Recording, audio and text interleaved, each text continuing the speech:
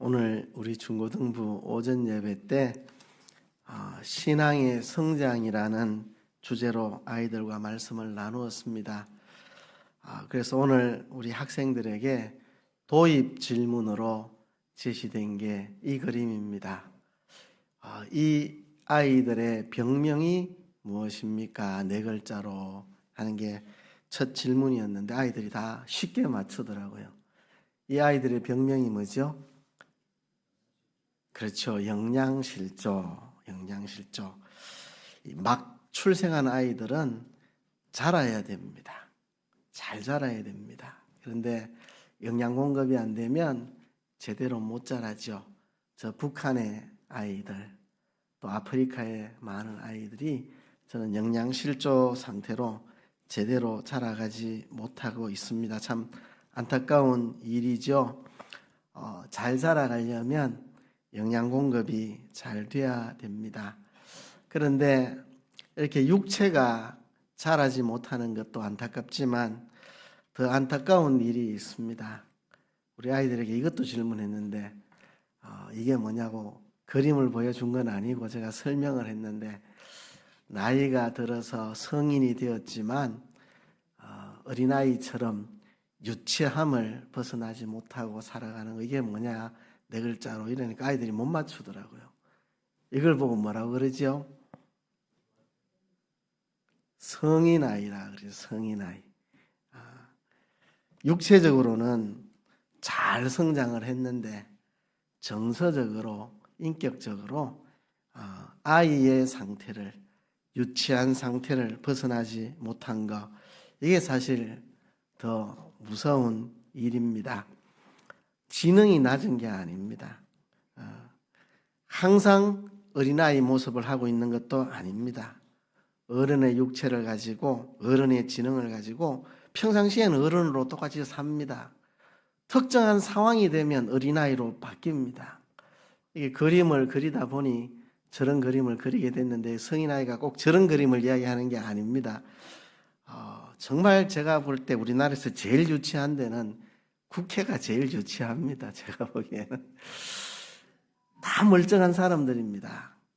대학 나오고 대학원 나오고 박사학위 가진 분들도 많고 변호사, 판사, 검사 출신들 많고 근데 특정한 상황이 되면 유치합니다. 여당 야당 싸울 때 진짜 유치하게 싸우거든요. 그죠? 완전히 유치원 아이, 어린아이들 싸우는 거랑 똑같은 행태로 싸웁니다. 지능이 떨어지는 것도 아니고요. 평상시에는 누구보다도 뛰어난 재능을 가진 사람들인데 어떤 상황이 딱딱 치면 퇴행을 합니다. 퇴행을. 어린아이 상태로. 그래서 국회의 싸움은 유치원 싸움하고 싸우는 그 판도가 똑같이 유치하게 싸우죠.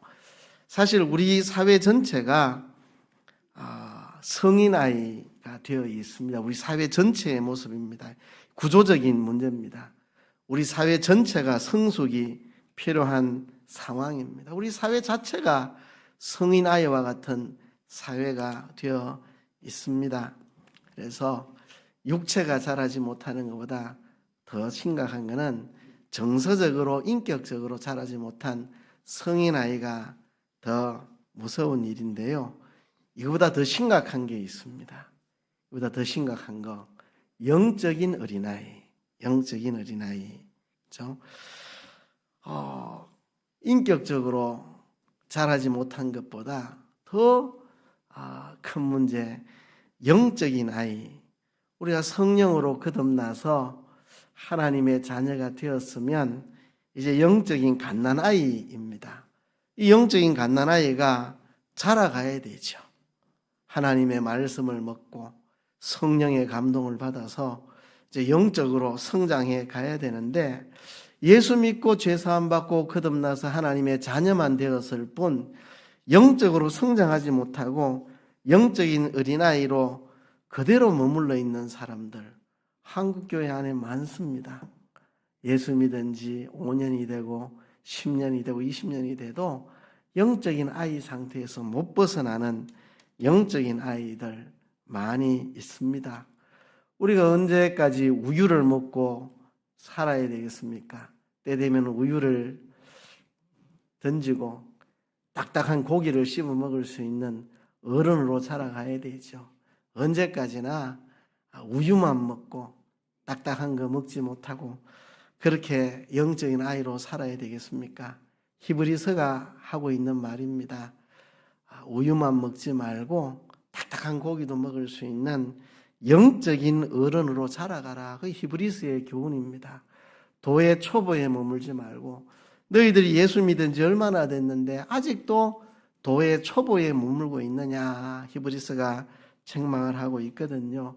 그래서 우리는 영적으로 성숙하게 나아가야 됩니다. 자, 그러면 육체적인 아이든지 정서적인 성인 아이든지 영적인 아이든지 아이들의 특징이 있습니다.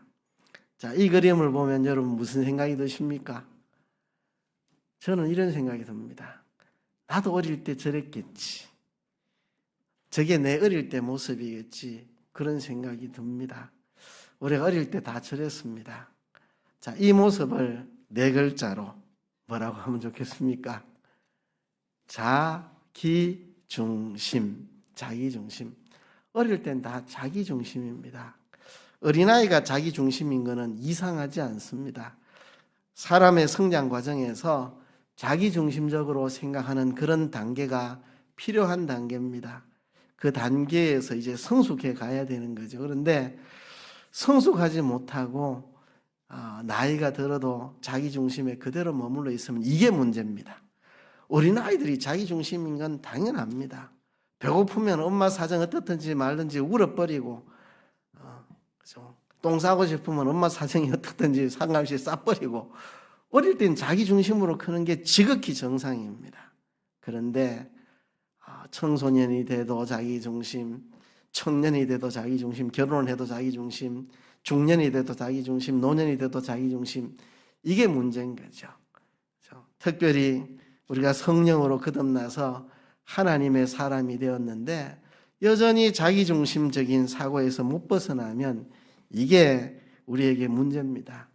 우리가 영적인 어린아이에서 벗어나려면 자기중심을 벗어나야 됩니다. 자기중심에서 벗어나서 하나님 중심으로 옮겨가는 거, 이게 우리가 영적인 어린아이를 벗어나고 영적인 성숙한 사람이 되는 겁니다.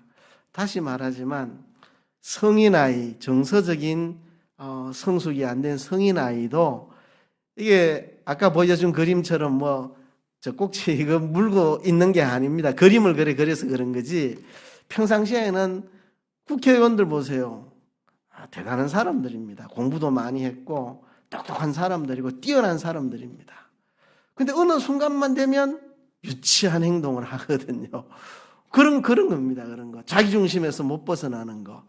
우리 사회에 진짜 자기중심이 심한데 정치판하고 이 노사 분쟁하는 데 보면 철저히 자기중심에서 못 벗어나는데요.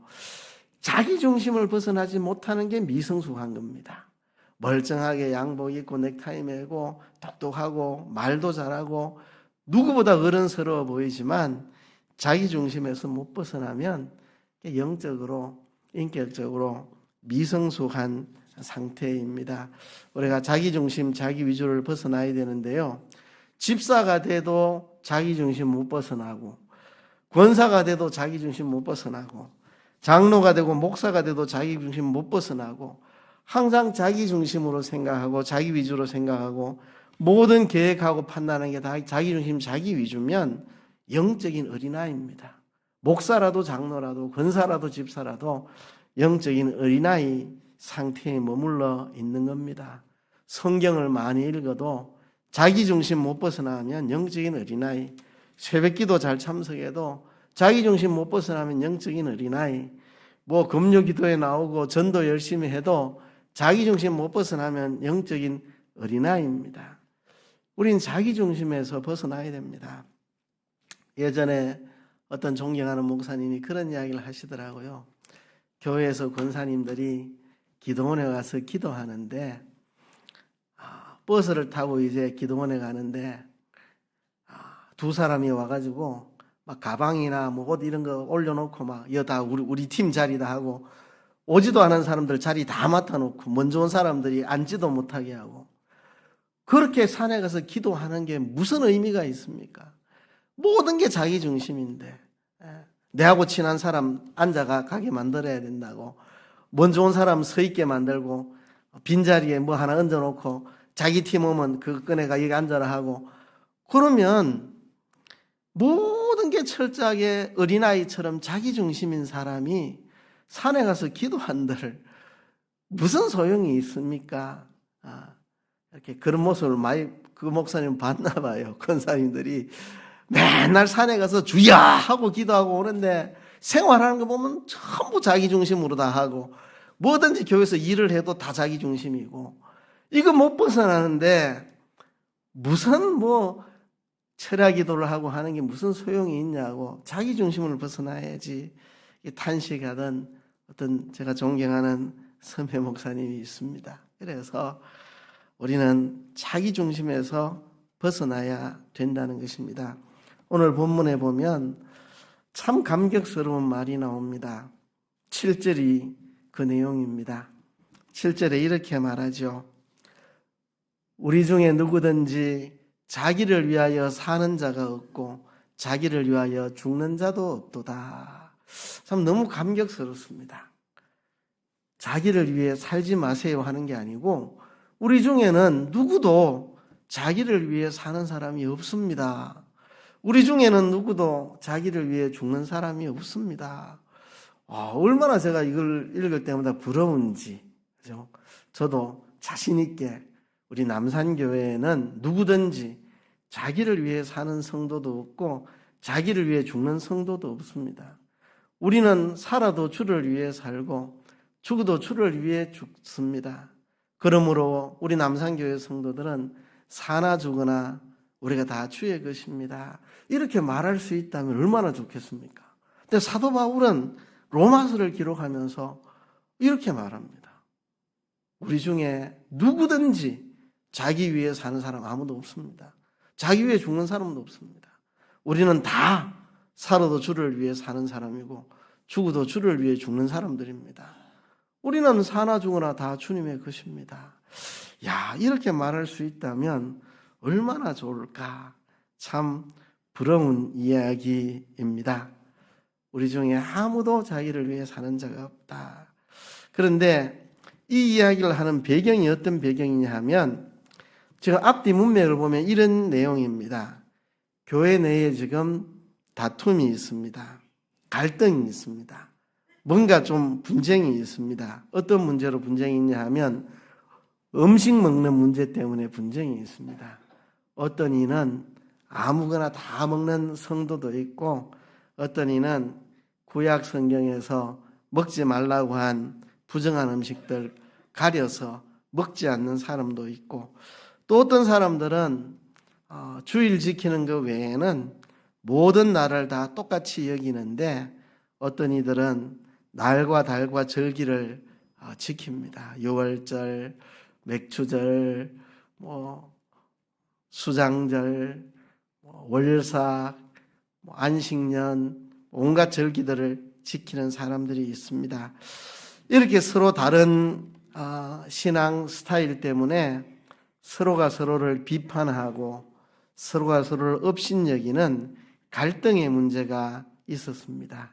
이 갈등의 문제를 놓고 사도 바울이 하는 말이 우리 중에 누구든지 자기를 위해 사는 자가 없고 자기를 위해 죽는 자도 없다. 우리는 살아도 주를 위하여 죽어도 주를 위해 죽는다. 우리는 사나 죽으나 주의 것이다. 이렇게 이야기를 하고 있는 겁니다. 그래서 이 이야기는 형제를 함부로 비판하고 함부로 판단하지 말라는 뜻에서 하는 이야기입니다. 오늘 본문 10절에 보면 네가 어찌하여 내 형제를 비판하느냐 어찌하여 내 형제를 업신여기느냐 우리가 다 하나님의 심판대 앞에 서리라. 유치한 아이들의 특징이 그것입니다. 자기 중심 자기 위주니까 내하고 안 맞으면 다 비판하고 내하고 안 맞으면 다 나쁜 거고 내한테 안 맞으면 다 무시하는 거고, 이게 유치한 사람의 특징입니다. 우리가 성숙해서 자기 중심을 벗어나고 자기 위주를 벗어나야 됩니다. 그래야 형제를 함부로 비판하지 않고 형제를 함부로 업신여기지 않는다는 것입니다. 그래서 우리는 자기를 위해 살지 말고 주를 위해 살고, 죽어도 주를 위해 죽고, 사나 죽으나 우리가 주님의 것이 되어 살아갈 때 함부로 형제를 비판하거나 업신여기나 그래 하지 않는다는 것입니다. 그래서 사도 바울은 이야기를 하고 있는데요. 우리 중에 누구든지 자기를 위하여 사는 자도 없고 자기를 위해 죽는 자도 없다, 이렇게 말했는데요. 10절에서 네가 어찌하여 내 형제를 비판하느냐, 이 말을 보니까 여전히 이 사람들도 자기를 위해 살고 자기를 위해 죽는 자들이 많이 있나 봅니다. 사도 바울이 그들을 격려하기 위해서 우리 중에 누구든지 자기를 위해 살고 자기를 위해 죽는 자가 없다고 말했지만, 그럼에도 불구하고 여전히 형제를 비판하고 업신여기며 자기 중심, 자기 위주로 살아가는 성도들이 있어서 책망하고 있는 거 보면 이들도 아직까지 자기 중심, 자기 위주에서 못 벗어난 사람들이구나 하는 것을 생각하게 됩니다.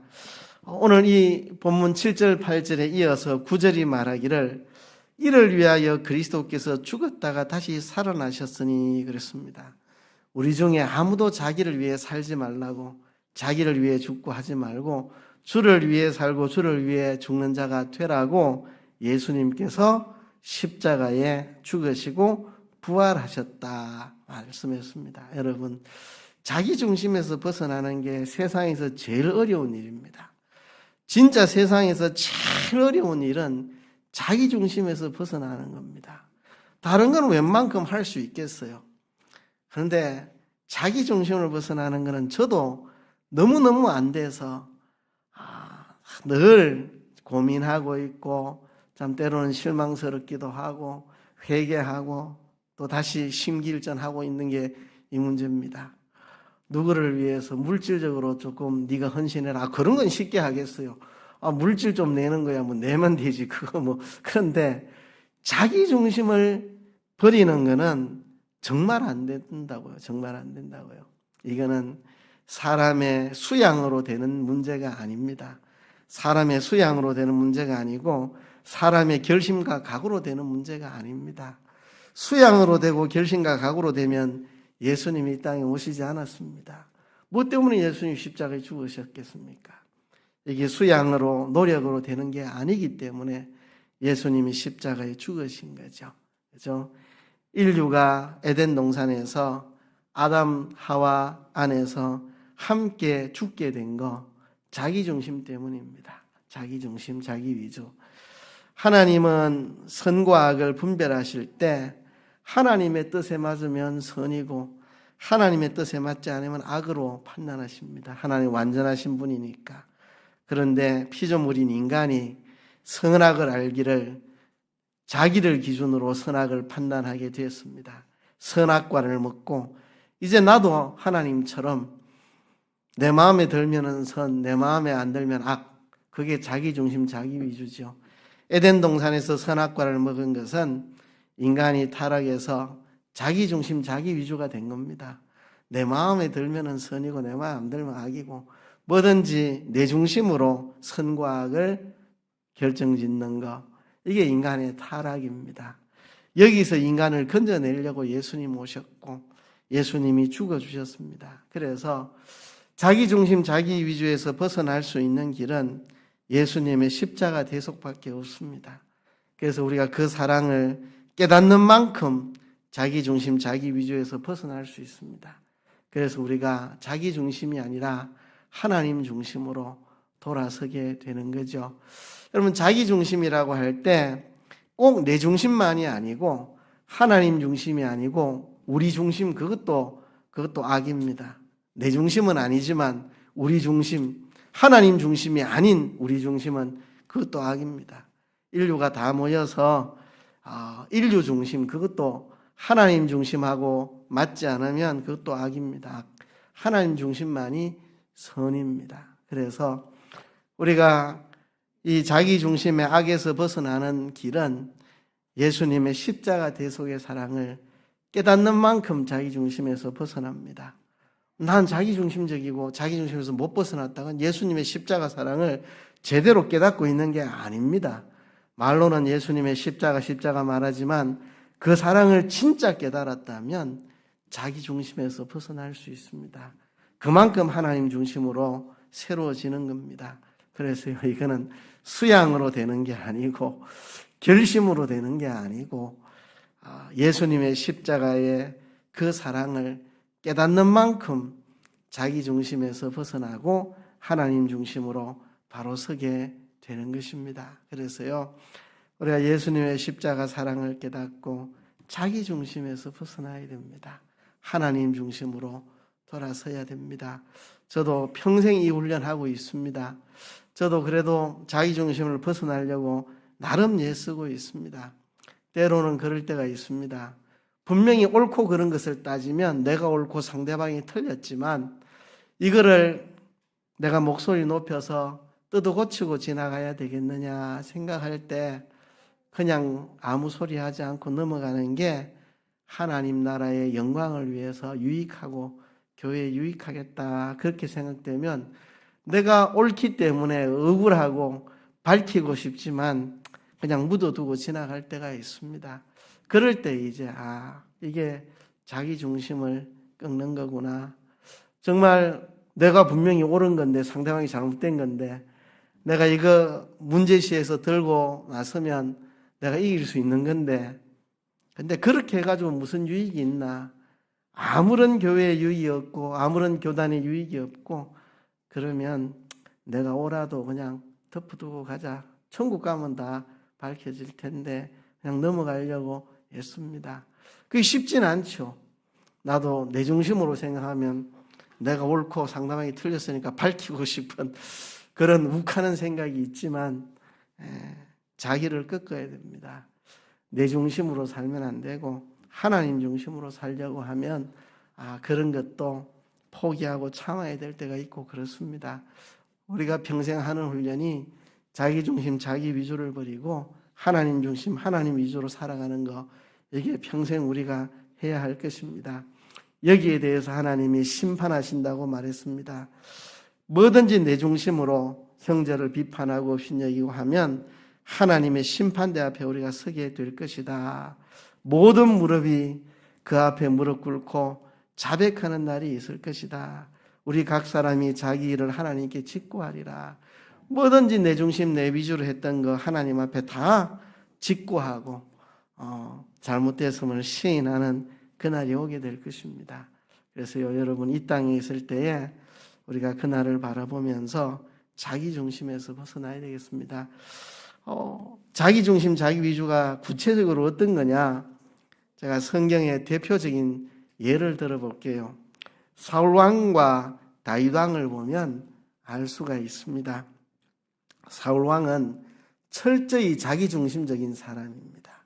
그가 왕이 된 다음에 하나님이 사울 왕에게 아말렉 족속을 진멸시키라 그랬습니다. 왜냐하면 아말렉 족속은 이스라엘이 애굽에서 나왔을 때 비겁하게 뒤에 처진 노약자들을 공격하고 괴롭혔던 좀 못된 민족입니다.